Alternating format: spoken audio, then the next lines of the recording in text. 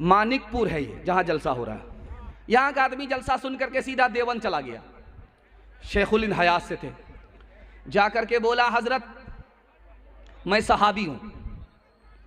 तो हजरत के पैर के नीचे से ज़मीन निकल गई, ये क्या बोल रहा है? कह रहे तुम कैसे सहाबी हो? सहाबी होते तो मदीने में पैदा होते, अररिया में पैदा नहीं होते। बोला हजरत हम कैसे सहाबी, हम आपको बता रहे, रात में नबी की बशारत हुई है, ख्वाब देखा है, इसलिए सहाबी हो गए। तो हजरत को समझ में आ गया कि ये पैदल नहीं है, पूरा पैदल है।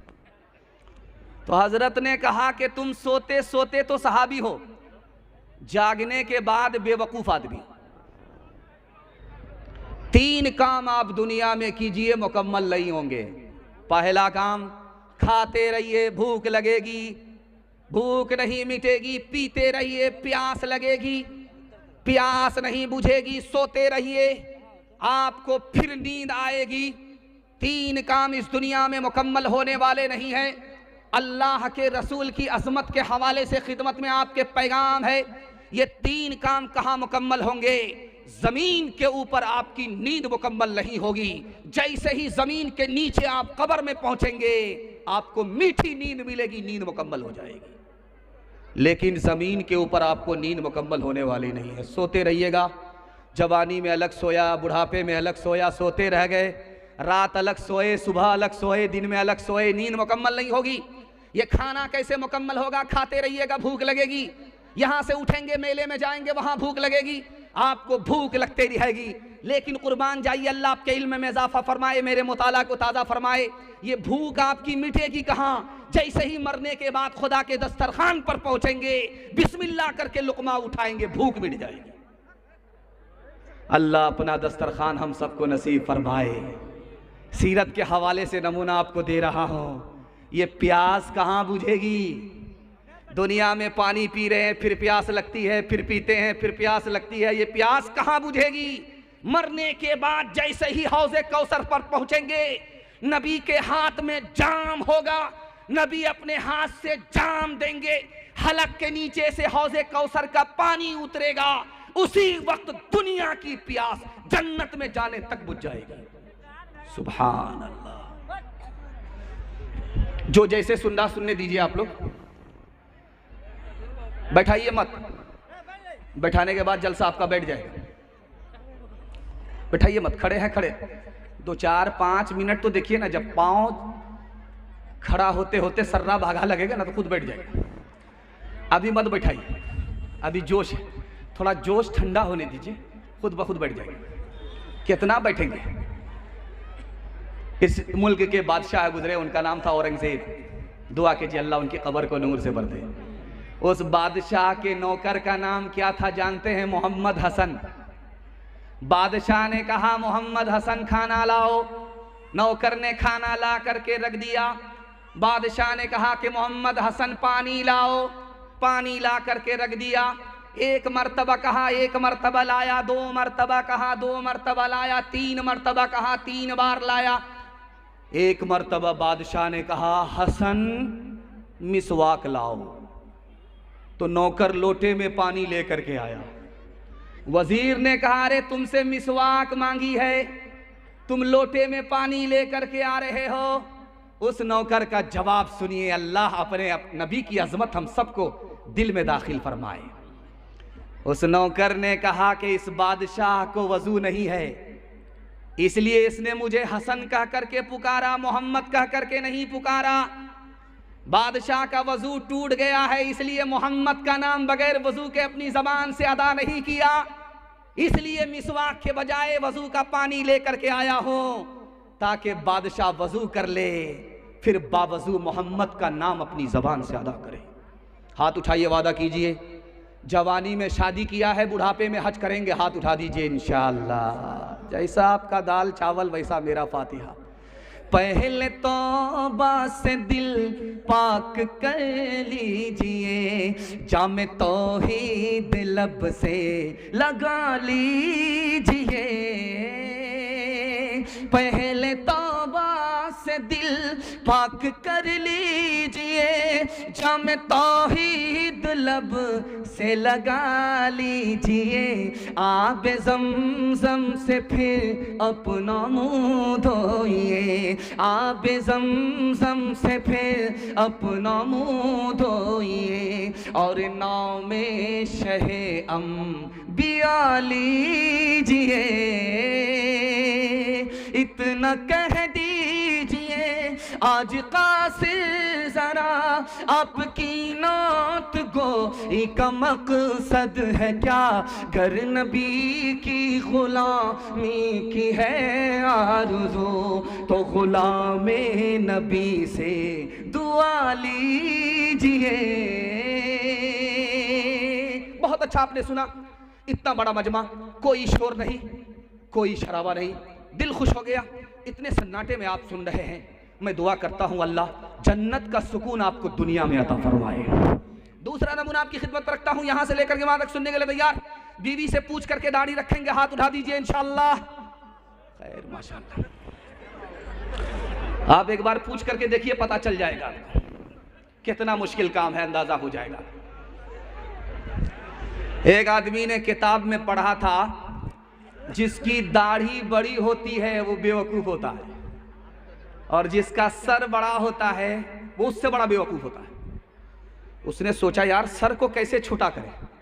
वो सोचा कि सर को छोटा करेंगे तो हम ही छोटा हो जाएंगे, ऊपर चले जाएंगे, नीचे गुजारा नहीं।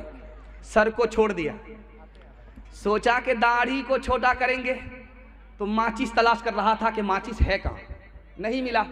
सामने चिराग जल रहा था, उसने सोचा एक काम करते हैं, आधी दाढ़ी को जला लेते हैं और आधी दाढ़ी बाकी रख लेते हैं।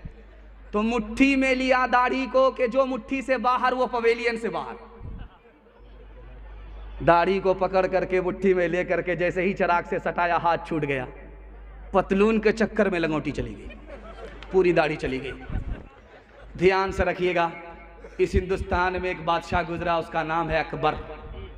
अकबर बादशाह ने इस हिंदुस्तान पे हुकूमत किया है, जानते हैं। वो दाढ़ी रखता था, उसके पूरे दरबार में सबको दाढ़ी थी, सब दाढ़ी रखते थे। दाढ़ी अचानक कैसे गायब हो गई, आपको सुनकर के हैरत होगी। एक दरबारी मौलवी आया, उसने एक हदीस सुना दिया कि अल्लाह के रसूल की खिदमत में एक जवान आया अपने बेटे को लेकर के।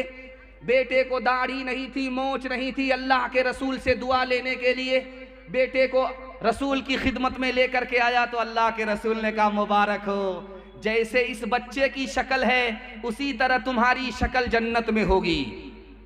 अब क्या था, अगले दिन सब सफाचट हो गए, चेहरा फुटबॉल का मैदान। बच्चा रात में डर जाए कि अम्मा है कि अब्बा है। ये अररिया से लेकर के पंजाब तक मैं आपको चैलेंज करता हूं कि आप सरदार को, सिख को, पंजाबी को दिखा दीजिए दाढ़ी नहीं है, छोटी दाढ़ी जरूर रखेगा, बड़ी दाढ़ी जरूर रखेगा, पगड़ी जरूर बांधेगा।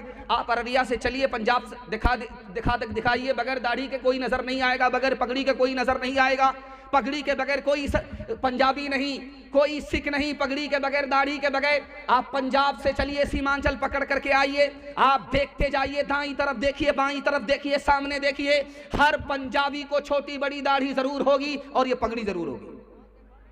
ये पगड़ी किसकी सुन्नत है? हमारे नबी की सुन्नत है। ये दाढ़ी किसकी सुन्नत है? हमारे नबी की सुन्नत है। अदा कौन कर रहा है? तो सिख कर रहा है, पंजाबी कर रहा है। जो नबी का उम्मती है उसको कोई मतलब नहीं दाढ़ी से, पगड़ी से। लेकिन जो नबी का उम्मती नहीं, जो सिख है, पंजाबी है, वो दाढ़ी को पकड़ लिया, पगड़ी को पकड़ लिया, लिखा नबी की सुन्नत को सरदार ने जिंदा किया, अल्लाह ने उसको इस धरती पर पंजाबी से सरदार बना दिया। मुसलमान कहां चला गया, सरदार कहां से कहां चला गया। हाथ उठाइए, वादा कीजिए नबी की सुन्नत को ढूंढ ढूंढ करके जिंदा करेंगे इंशाअल्लाह। जो लोग मोहम्मद के वफादार नहीं हैं, अल्लाह की रहमत के वो हकदार नहीं हैं। हासिल है जिन्हें इश्क़े मोहम्मद का खजीना, कौनैन की दौलत के तलबगार नहीं है। जो दी हमें दे गए सुल्ताने मदीना, हम उसके बदल लेने को तैयार नहीं है। किस्मों से मोहम्मद के ये बनते हैं फिदाई, अग़यार की रस्मों से जो बेजार नहीं है। किस्मों से मोहम्मद के ये बनते हैं फिदाई, अग़यार की रस्मों से जो बेजार नहीं है। शक्ल तुम्हारी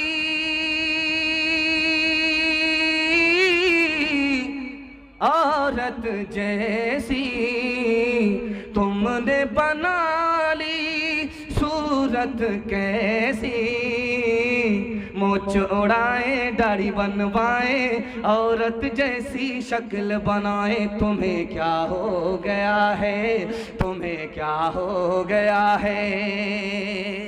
माशाअल्लाह, दुआ करता हूँ अपने जवानों के हवाले से, अल्लाह नबी की सुन्नत को हमारे जवानों के चेहरे पर जिंदा फरमाए। हमारे जवानों को नबी की सुन्नत का ताज देकर अल्लाह हमारे जवानों को भी सरदार बनाए। तीसरा पैगाम दुनिया और आखिरत के हवाले से सुनाने के लिए जा रहा हूँ।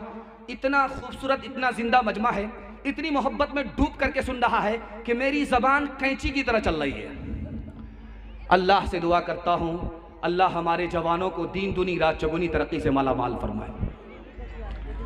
अभी नया साल आने वाला है, देखिएगा कि बकरी ज़्यादा गायब होती है, बकरा ज़्यादा चोरी होता है, मुर्गी ज़्यादा गायब हो रही है। ये सारी मुर्गी कहाँ जा रही है? चखना में जा रही है। नया साल के चखने में चली जाएगी मुर्गी। एक आदमी के घर में किसी की बकरी आई, उसने नया साल में उसको बना दिया बिस्मिल्लाह अल्लाह हो। उसका दोस्त बोला, ये बकरी कहाँ से लाए? कहा कि आ गई थी, नया साल में इसका पकोड़ा हो गया। कह रहे अल्लाह का बंदा, ये बकरी है, दूसरे की है, दूसरे की इजाजत के बगैर खा रहे हो। यहां तो भूख मिट जाएगी, वहां हिसाब देना होगा। बोलता है कि हिसाब देना होगा? कहा कि हाँ, ये जो बकरी को ज़बह किए हो ये जिंदा होगी, इसको अल्लाह ज़बान देगा, ये तुम्हारे खिलाफ गवाही देगी और तुम वहां पर हिसाब के लिए खड़े किए जाओगे। तो क्या कहता है कि अगर दोबारा जिंदा होगी तो मसला ही हल हो जाएगा। उसका कान पकड़ेंगे, मालिक को हवाले कर देंगे। किस्सा खत्म। बेटा जा रहा था पंजाब, बाप ने कहा कि कहाँ जा रहे हो? कहा पंजाब जा रहा हूं। कहा जाओ शौक से, कितने दिन के बाद आओगे? तो बाप से बेटे ने कहा अब्बा हुजूर 5 महीने के बाद आऊंगा, 1 साल के बाद आऊंगा, 6 महीने के बाद आऊंगा। बाप ने कहा कि बेटा शौक से जाओ, चाहे 6 महीने के बाद आओगे, चाहे 1 साल के बाद आओगे, हम तुम्हारा हिसाब लेंगे। दिन का अलग हिसाब लेंगे, रात का अलग हिसाब लेंगे, हफ्ते का अलग लेंगे, महीने का अलग लेंगे, 6 महीने का हिसाब लेंगे। बेटा शौक से जाओ। बेटा हाथ खड़ा करके कहता है अब्बा 1 हफ्ते का तो हिसाब नहीं दे सकता, 6 महीने का कैसे हिसाब देंगे? लोहा गर्म था, बाप ने चोट मारी। कहा बेटा, बूढ़े बाप को जब हिसाब नहीं दे सकते हो 6 महीने का, तो पूरी जवानी का हिसाब उस खुदा को कैसे दोगे? हाथ उठाइए, वादा कीजिए दुनिया के चक्कर में अपना दीन बर्बाद नहीं करेंगे इंशाअल्लाह। ये जिंदगी जानी जानी है, ये दुनिया दारे फानी है, बेकार की आना कानी है, ये तेरा है वो मेरा है। जो इस दुनिया में आएगा कुछ रोज ठहर के जाएगा, ये झगड़ा काम न आएगा, ये तेरा है वो मेरा है। कारून गया दौलत न गई, दारा भी गया हशमत न गई। कारून गया दौलत न गई, दारा भी गया हशमत न गई। कारून गया दौलत न गई, कारून गया दौलत न गई, दारा भी गया हशमत न गई, इंसान की मगर खसलत न गई, ये तेरा है वो मेरा है। बहुत अच्छा आपने सुना, दिल खुश हो गया। आप इतने मायूस होकर के बैठे हैं, ऐसा लग रहा है कि दावत में बैठे हैं, खाना खत्म हो गया। अल्लाह आपकी मायूसी को खुशी में तब्दील फरमाए। और इतना सट सट करके आप लोग बैठे हैं कि मुझे खुशी है कि आपको जाड़ा नहीं लगेगा, लेकिन इतना सट गए हैं, अगर भूल से किसी का हाथ किसी की जेब में गया पूरा बटुआ साफ हो जाएगा। जरा ध्यान रखिएगा। अल्लाह से दुआ करता हूं, अल्लाह दीन दुनिया दोनों की दौलत से आपको मालामाल फरमाए। ये दिल्ली है, दिल्ली कितनी बड़ी है? एक अररिया क्या 50 अररिया जब एक जगह होगा तब एक दिल्ली के बराबर होगा। जितना बड़ा अररिया है, दिल्ली का एक टर्मिनल एयरपोर्ट का है, 3-3 टर्मिनल है। अब जोड़ लीजिए कितनी बड़ी दिल्ली है। एक आदमी पैसा वाला था, उसने कहा यार मैं अपनी तारीफ के लिए, अपनी नंबरी के लिए, अपने नाम की नमूद के लिए पूरी दिल्ली को दावत खिलाऊंगा बेटे की शादी पर। बेटे की शादी हो गई, वलीमा खिलाना शुरू किया। एक दिन गुजर गया, पूरी दिल्ली के लोग खाते रहे, खाना खत्म हो गया, दिल्ली बाकी है। दूसरा दिन आया, फिर खाना खिलाया, लोग खाते रहे, खाना खत्म हो गया। फिर तीसरा दिन आया, दिल्ली के लोगों को खाना खिलाता रहा, लोग आते रहे, खाना खत्म होता गया। 1 महीने तक वो पुल्ली दिल्ली को दावत खिलाता रहा, खाना बनता जा रहा है, लोग खाते जा रहे हैं। मुंह पर कपड़ा बांध करके वो रास्ते पर खड़ा हो गया कि यार इतना पैसा लुटा दिया शादी में, देखता हूं कौन मेरी तारीफ करता है, कैसी तारीफ करता है। तो सबसे पहला आदमी जो निकला दावत खा करके बोलता है कि नंबर का कमीना था, मिर्च बढ़ा दिया गया, खाया ही नहीं गया। उसने सोचा कि यार बेकार हो गया। दूसरे आदमी का इंतजार करने लगा कि यह आदमी तारीफ करेगा। दूसरा आदमी आकर के बोला कि कमीने ने मिर्च इतना कम दिया, मजा ही नहीं आया। तीसरे आदमी का इंतजार करने लगा कि ये तारीफ करेगा। तीसरा आदमी बोला गोश्त था, वो तो चमड़ा था, खींचते खींचते जबड़ा दुख गया। अल्लाह। और एक आदमी जब आखिरी आदमी खा करके जाने लगा तो सोचा कि ये तो तारीफ जरूर करेगा। तो आदमी कहता है कि मिर्च से तो अभी मुंह लहर रहा है, और वॉशरूम जाएंगे तो पेट भी लहरेगा। ये मद्रास है जहां से चांदमार का लुंगी आती है, लुंगी चांदमार का। और देखेंगे जिस दामाद को वो लुंगी मिलती है, वो पान खा करके बाजार में घूमता है, और समझ जाइए अपना खरीदा हुआ नहीं है, ये कहीं से मिला है, कहीं से उसको ये लुंगी मिली है। चांदमार का लुंगी जहां से है, मद्रास से तैयार होती है। मद्रास में निकाह होने वाला था, काजी साहब ने रजिस्टर मुकम्मल करने के बाद कहा कि भाई लोगों, पहले एक बात सुन लो, निकाह में बाद में पढ़ाऊंगा, पहले काजियाना लूंगा, और ये जान लो कि काजियाना मेरा कितना है, 3 लाख रुपए है, और अभी जमा करो, मैं गिन करके देखूंगा, 1 पैसा कम नहीं होना चाहिए 3 लाख में, उसके बाद मैं निकाह पढ़ाऊंगा। तो बेटे वाले ने कहा शर्म नहीं आती है, मौलवी होकर के टोपी पहनाते हो, 3 लाख रुपए काजियाना मांग रहे हो, कितने बड़े बेशरम आदमी हो, और वो भी पहले गिन करके मांग रहे हो, उसके बाद निकाह पढ़ाओगे। तो उन्होंने कितना बड़ा मौके का चौका मारा, वो आपको सुनाने के लिए जा रहा हूं। काजी साहब ने माइक लेकर के कहा कि हमसे बड़े बेशरम तो तुम हो, एक शादी में 30 लाख रुपया तुमने पानी की तरह बहाया, तुमको शर्म नहीं आया? अरे पैसा कमाने में पसीना छूटता है, और तुमने शादी के नाम पर पैसे को पानी की तरह बहाया। एक शादी में जो नबी की सुन्नत है सादगी के साथ होनी चाहिए, 2 आदमी के मौजूदगी में निकाह हो जाता, तुमने 30 लाख रुपया खर्च किया, तुमको शर्म नहीं आई? तो मैं 3 लाख मांग रहा हूं, मुझको कहां से शर्म आएगी? पहले काजियाना जमा करो, उसके बाद निकाह पढ़ाऊंगा। हमारा तो ये हाल अब हो गया है, हकीकत बहुत कम, दिखावट ज्यादा। हमारा तो ये हाल अब हो गया है, हकीकत बहुत कम, दिखावट ज्यादा। कोई चीज असली तो मिलती कहाँ है, हर एक चीज नकली, मिलावट ज्यादा, कोई चीज असली तो मिलती कहाँ है। तेरी पारसाई की शीशागरी है, दुकान गोया फीकी, दिखावट ज्यादा, दुकान गोया फीकी, दिखावट ज्यादा है। इंसानियत भागती आज हमसे कि अखलाक की है गिरावट ज्यादा है। इंसानियत भागती आज हमसे। हाथ उठाइए, वादा कीजिए बेटी में देंगे बेटा में लेंगे। हाथ उठा दिए इंशाल्लाह। खैर माशाल्लाह। जब स्टेज ही बायां दायां जा रहा है, मुखिया जी हमारे बायां दायां जा रहे हैं, तो पंचायत का क्या हाल होगा भाई।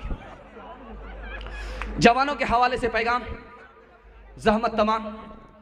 अभी आप देखे होंगे कि सर्कस आता है, सर्कस में देखेंगे कि रस्सी पर लड़की चलती है। उसको देखने के लिए तीन घंटे का शो होता है। उसमें 300 रुपया लगा करके लोग टिकट खरीदते हैं, उसके बाद जाते हैं। तो सर्कस चल रहा था, ये इससे बड़ा मजमा 10 गुना मजमा ज्यादा था। टिकट लेकर के बैठा हुआ था, बादशाह भी इधर और रियाया इधर। एक जवान आया, रस्सी के ऊपर उसने सुई को गाड़ा और हाथ में धागा लेकर के यूं निशाना कर रहा, यूं निशाना कर रहा, यूं निशाना कर रहा है। दूर में सुई है, दूर में रस्सी है, हाथ में धागा है। निशाना लेकर के जो उसने फेंका, सुई के नाके से धागा पास हो गया। इधर से ताली बज गई, इधर से ताली बज गई। वाह रे जवान, क्या करतब दिखाया। यहां तो लोग हाथ में लेकर के, सुई लेकर के धागा नहीं फंसा पाते हैं, ये 10 हाथ दूर में सुई को गाड़ करके धागा फंसा लेता है फेंक करके। इधर से ताली बज गई, उधर से ताली बज गई। वाह रे जवान, क्या करतब दिखाया। अब इनाम देने की बारी आई तो बादशाह ने माइक पकड़ करके कहा कि इस नौजवान को इनाम दो, 10 रुपया इनाम दो और 10 जूते मारो। अब ये सर्कस देखने वाले जो लोग थे वो हैरत में पड़ गए। भाई इनाम का तो समझ में आता है, 10 रुपए समझ में आता है, लेकिन ये 10 जूता क्यों मारा जा रहा है। तो उस बादशाह ने खुलासा किया कि इसने बेकार काम में अपनी जवानी को बर्बाद कर दिया। अगर ये इल्म के पीछे जाता, हुनर के पीछे जाता तो कितना कीमती इंसान बनता। ये भीख मांगने वाला नहीं, भीख देने वाला बनता। इसलिए इसको 10 रुपया इनाम दो, 10,000 नहीं, 10 जूते मारो।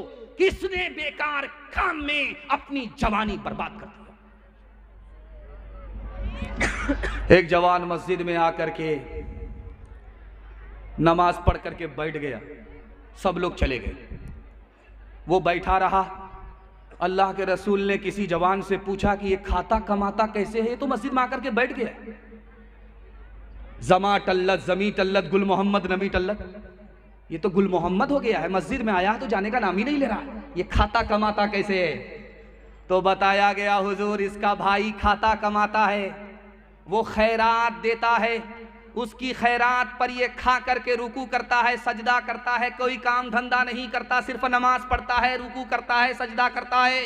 उस मौके से अल्लाह के रसूल ने फरमाया, जानते हो इस जवान से बढ़कर के रुतबा इसके भाई का है, जो दुनिया कमा करके इसको देता है, ये उसकी खैरात पर रुकू सजदा करता है।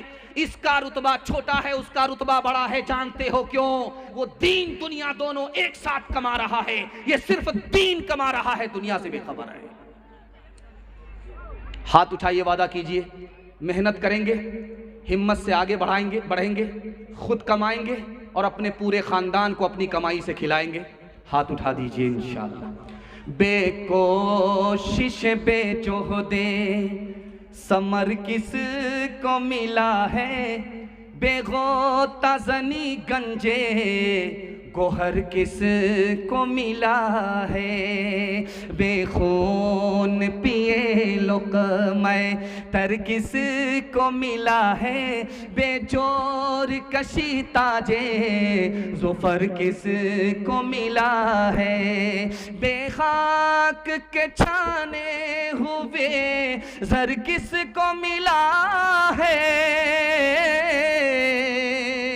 बेकाबिश जा इल्मो हुनर किस को मिला है, जो रुतबे वाला के सजावार हुए हैं, वो पहले मुसीबत में गिरफ्तार हुए हैं। मैं अपने जवानों को दुआ देता हूं, आप आमीन कहिए। मैं आपका मेहमान हूं, मुसाफिर हूं। कबूलियत की घड़ी में आप लोग जलसा सुन रहे हैं, जवानों के वास्ते दुआ कीजिए। जवान अगर तरक्की करेगा तो मुल्क को तरक्की होगी, जवान अगर तरक्की से पीछे होगा मुल्क पीछे हो जाएगा। जवानों के वास्ते मैं दुआ करता हूं, आप आमीन कहिए। अल्लाह हमारे जवानों को दीन दुनी रात चगुनी तरक्की से माला माल फरमाए। आखिरी पैगाम जवानों के हवाले से मैं देता हूं, ध्यान से सुनिएगा, जल्दी से निकल जाएगा। जलसा सुन करके मानिकपुर का जवान गया घर, दारू पी रहा है। तो कहने वाले ने कहा शर्म नहीं आती, अभी तो जलसा सुन करके आए। तो उसने कहा जलसा में तौबा कर लिया है फिर पी रहे, जलसा में सब माफ हो गया। जवानों के हवाले से अल्लाह आपके इल्म में इजाफा फरमाए, मेरे मुताला को ताज़ा फरमाए। 1 मिनट में मैं बता दूंगा कि इसमें अच्छा जवान कौन है, बुरा जवान कौन है। जिस जवान को देखना है कि ये अच्छा है या बुरा है, उसके दोस्त को देखिए, यार को देखिए वो कैसा है। अगर उसका यार अच्छा है तो वो अच्छा है, अगर उसका यार बुरा है तो वो बुरा है। आज बुराई पर नहीं है, कल बुरा जरूर हो जाएगा। बुराई की हवा लगेगी, वो भी बुरा बन जाएगा। 1 मिनट में मैं बता रहा हूं, इस थर्मामीटर को आप लेकर के जाइए। जिसका दोस्त अच्छा है वो अच्छा है, जिसका दोस्त बुरा है वो बुरा है। इसलिए हाथ जोड़ करके मैं अपने जवान से कहता हूं कि अच्छा बुरा दोस्त देख करके दोस्ती करना है। अगर आप अच्छे हैं तो अगर बुरा दोस्त आपको हाथ आ गया तो आप अच्छे नहीं रहेंगे, बुरे बन जाएंगे। एक जवान अल्लाह के रसूल की खिदमत में आकर के बोला, या रसूल अल्लाह मुझे खबर मिली है दारू हराम हो गई है। अल्लाह के रसूल ने फरमाया दारू आज हराम हुई है, अभी हराम हुई है। उसने कहा या रसूल अल्लाह मैंने 1 करोड़ की दारू खरीद ली है, इसको वापिस करके मैं पैसा वापिस ले लेता हूं। तो आपने फरमाया कि जैसे दारू हराम है उसी तरह पैसा हराम है, तुम पैसा वापिस नहीं ले सकते। कहा या रसूल अल्लाह मेरा तो करोड़ों का नुकसान है, ऐसा करता हूं अपने किसी गैर मुस्लिम दोस्त को हदिया कर देता हूं। आपने फरमाया हदिया देना भी हराम है, खुद पी नहीं सकते, दूसरे को पिला नहीं सकते। कहा या रसूल अल्लाह ये तो यतीम का माल था, अब क्या होगा? कहा मैं अपनी जेब से यतीम का माल भरूंगा, लेकिन तुम्हें पीने की न इजाजत देता हूं न पिलाने की इजाजत देता हूं।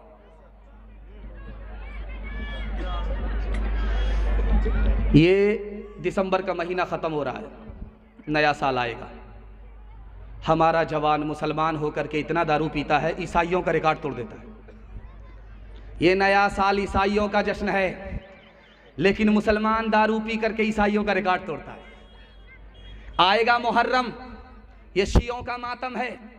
हमारा जवान दारू पी करके शिया को पीछे छोड़ देता है। और नया साल में जानते बैनर लगा रहता है कि नया साल मुबारक हो, नया साल मुबारक हो, नया साल मुबारक हो। दारू पी करके बिस्मिल्लाह खराब किया, कभी मुबारक नहीं होगा। लिख करके दे रहा हूं, दारू से तौबा कर लीजिए, आने वाला साल मुबारक होगा। दारू के साथ अगर इस्तकबाल किया, जैसे 2025 खराब गया 2026 भी खराब जाएगा। हाथ उठा करके वादा दीजिए, खुद भी बचेंगे, सारे समाज को बचाएंगे। हाथ उठा दीजिए इंशाअल्लाह। जाहिद अगर है ये मसला तो फिर मुझको इसमें कलाम है, वो मैं जो खुल्द बरी में रवा, वो मैं कदे में क्यों हराम है। मुकर्रिर ने आकर के जलसे में मसला बताया कि दुनिया में अगर दारू छोड़ दोगे तो जन्नत में दारू मिलेगी, अल्लाह अपने हाथ से पिलाएगा। अगर दुनिया में दारू नहीं छोड़ोगे, जन्नत में पहुंच भी जाओगे, सब कुछ मिलेगा, दारू नहीं मिलेगी। तो एक शायर बगल में बैठा हुआ था, उसने कहा ऐसा कैसे हो सकता है, जो दारू दुनिया में हराम है वो जन्नत में हलाल कैसे होगी? जो जन्नत में हलाल है वो दुनिया में हराम कैसे है? उसने एक मिसरा पढ़ा, जाहिद गए है ये मसला तो फिर मुझको इसमें कलाम है, वो मैं जो खुल्द बरी में रवा मैं कदे में क्यों वो हराम है। एक बूढ़ा शायर था, उसने कितना प्यारा जवाब दिया है। हम अपने जवानों के दिल तक इस सदा को पहुंचाने के लिए जा रहे हैं। उसने कितना प्यारा जवाब दिया, 100 चोट सोनार की 1 चोट लोहार की। उसने कितना प्यारा जवाब दिया, उस जवाब को सुनाता हूं और अपने जवानों से दुआ करता हूं, अल्लाह हमारे जवानों को जिना से, जुआ से, शराब से कदम कदम पर मामून व महफूज फरमाए। तो इधर उधर न बहक के ये खुदा का अपना निजाम है, खुदा का अपना निजाम है, जो वो हुक्म दे तो हलाल है, जो वो हुक्म दे तो हराम है, जो वो हुक्म दे तो हलाल है। आशिकों को शबाब ने मारा, फासिकों को शबाब ने मारा, फासिकों को शराब ने मारा, आलिमों को किताब ने मारा, मुंशियों को हिसाब ने मारा। हम जो अब तक बचे रहे उनसे, हम जो अब तक बचे रहे उनसे, हमको रोटी कबाब ने मारा, हमको रोटी। मर्दों के हवाले से आखिरी पैगाम है, इतनी जल्दी इतनी रफ्तार के साथ मैं अपनी मंजिल तक पहुंच जाता, मुझे उम्मीद नहीं थी। आपने मोहब्बत में मुताले को इतना बेहतर तरीके से उठाया है। मैं दुआ करता हूं अल्लाह घर घर के झगड़े को ख़त्म फरमाए, घर घर का इत्तिहाद और इत्तिफाक हम सबको नसीब फरमाए। यहाँ से लेकर के वहाँ तक सुनने के लिए तैयार? जोश के साथ हाथ उठाइए इंशाअल्लाह। इतना गौर से आप आंख फाड़ फाड़ करके हमको देख रहे हैं कि मुझको डर लगता कहीं आपकी नज़र न लग जाए, लेकिन मैं भी चालाक आदमी हूँ, दम करके बैठा हूँ। लगाइए कितनी नज़र लगाते हैं। पहले वजू खाना होता था, आप देखते हैं कि हौज बना रहता था, हौज में लोग वजू करते थे, पानी जमा होता था, नाद की तरह पानी जमा होता था, उसमें लोग वजू करते थे। तो कभी ऐसा होता था मक्खी गिर जाती थी, वो डूबती थी, तो किसी नमाजी को तरस आए मक्खी को निकाल दे, छपकली गिर जाती थी, छपकली को निकाल दे। एक मर्तबा ऐसा हुआ कि बिच्छू गिर गया। अब नमाजी को जब रहम आया तो उसने उंगली बढ़ाया कि बिच्छू को सहारा देते हैं, वो पानी से निकल जाएगा। जैसे ही उंगली बढ़ाया बिच्छू ने डंक मारा, इसने हाथ खींचा, फिर उसने बढ़ाया, फिर उसने डंक मारा, फिर इसने बढ़ाया, फिर उसने डंक मारा, वो बढ़ाता रहा, वो डंक मारता रहा।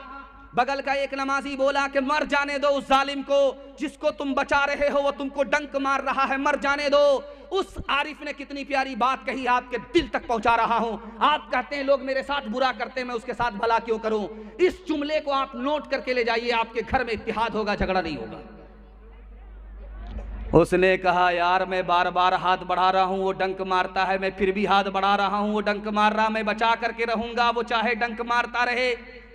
उसने कहा कि वो बिच्छू बुरा है, वो बुरा होकर के बुराई छोड़ नहीं रहा है, मैं भला होकर के भलाई कैसे छोड़ सकता हूं।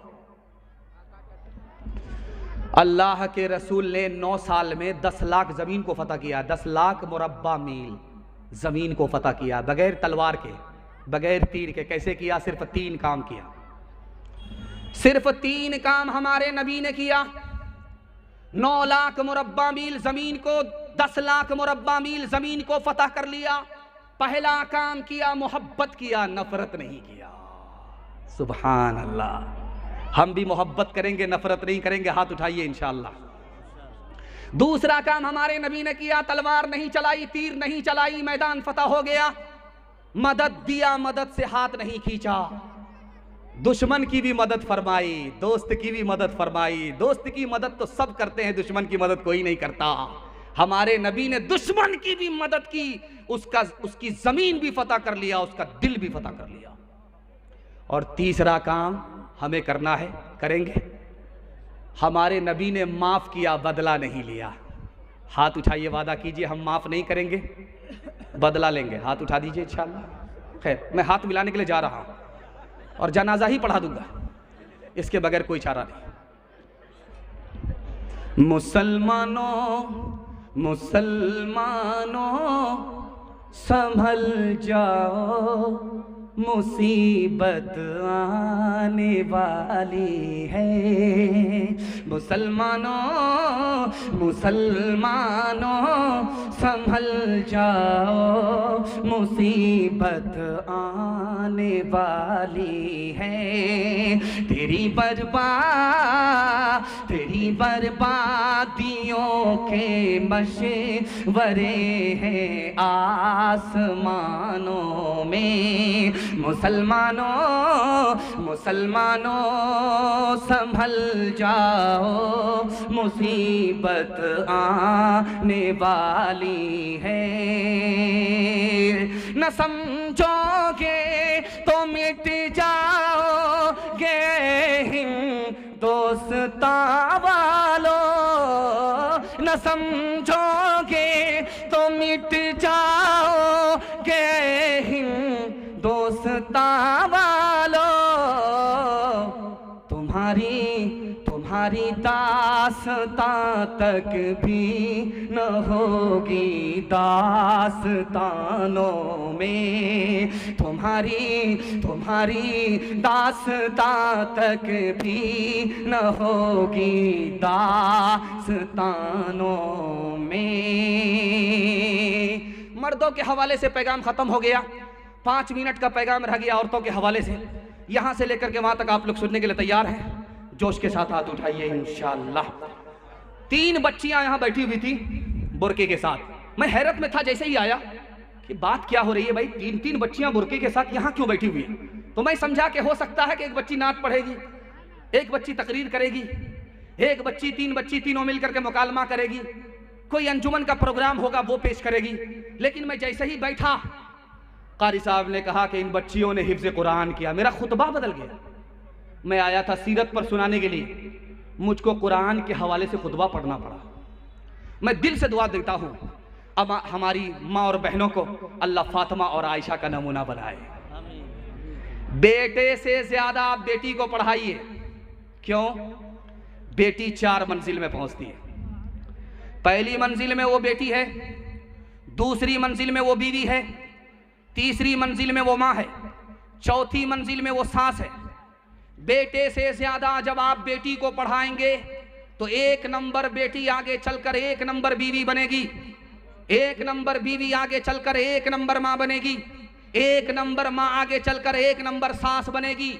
मर्द पढ़ता है, तन्हा मर्द पढ़ता है, औरत पढ़ती है, सारा खानदान पढ़ता है। सुभान अल्लाह। अररिया में एक लड़की थी, आदमी को देख करके बता देती थी कि इसको कौन सी बीमारी है। तो पूर्णिया का आदमी बोला कि ये झूठ बोल रहा है अररिया का आदमी, कि शक्ल देख करके बीमारी बता देगा, ऐसा हो नहीं सकता। उसने कहा चैलेंज है, आजमा लो। पूर्णिया का आदमी मक्कारी करने के लिए अररिया पहुंचा के ठीक है उस लड़की को देखना चाहते हैं जो शक्ल देख करके बीमारी बता देती है। उसने क्या किया, 3 साथी से वो लोग पूर्णिया से चले, हाथ में लाठी थी।